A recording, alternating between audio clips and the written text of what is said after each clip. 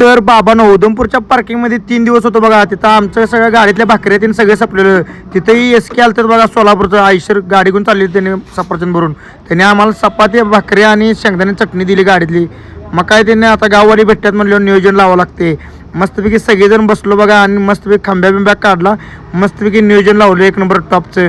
आपल्या इकडली महाराष्ट्रातली माणसं इकडे भेटली की भारी वाटते. शेंगदाण्याची चटणी चकण्याला काढली होती 1 नंबर. मस्तपैकी नियोजन लावलं. मस्त दादाने सफरचंदची पेटी दिलीत म्हणजे खावा म्हणते तुम्हाला रस्त्याला जायला उशीर होणार त्यामुळे भूक लागली तर सफरचंद खावा म्हणते. अक्कन पेटी काढून दिली ती. मग काय आम्ही त्या दिवशी दुपारी जेवणाचं नियोजन लावलं. जेवण काय बनवा नाही म्हटलं मस्तपैकी बटाटे भाजी बनवा म्हटलं. मग काय गाडीत बेसन पीठ होतं बघा.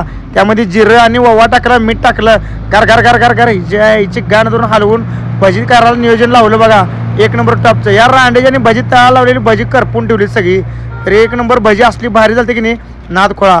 भजी असं खायला तो हॉटेलमधल्यापेक्षा भारी झालं.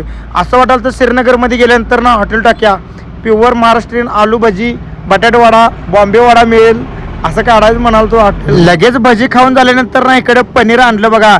लगेच जेवणाच्या नादाला लागलो. पनीर बनवा म्हटलं. मस्तपैकी पनीर असं कट करून घेतलं. मस्तपैकी त्याच तेलात पनीर फ्राय करून घ्यायचं म्हटलं. पनीर फ्राय करून घेतलं तवर आई घातली बघा. सगळी वाट लागली पनीरची भाजी करायची. सगळं बोंबललं.